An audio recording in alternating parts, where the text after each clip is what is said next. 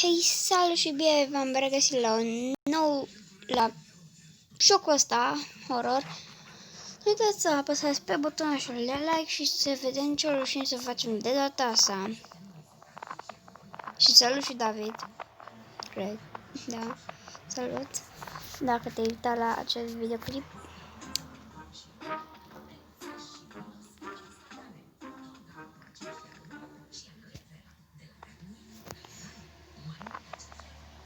Dați-l pe bune.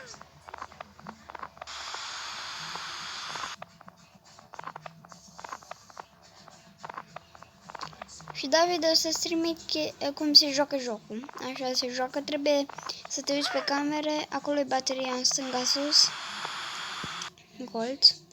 Și acolo timpul trebuie să supraviețuiești până la ora 8 fix. Care are logică că dacă te-ai trezit la 6, nu prea ar fi bine. Ne-ai întârzi la școală. A, nu, 6, n-ai întârziat.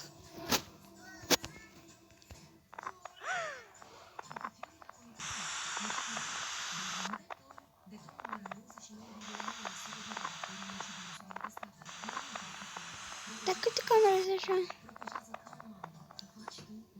E fix ca și FNAF. Five Nights at Freddy.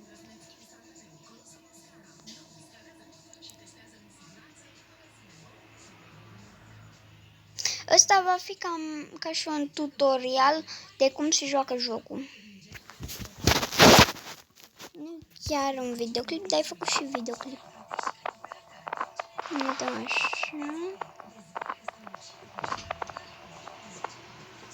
Bun, am revenit.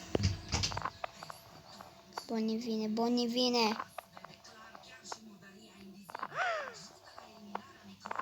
Chide și ușa asta.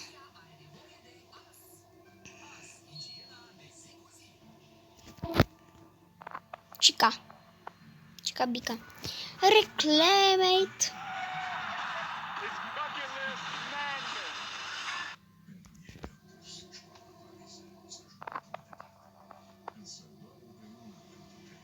Pleca ciudată animatronicilor. Ușa asta e bună, pot să deschid.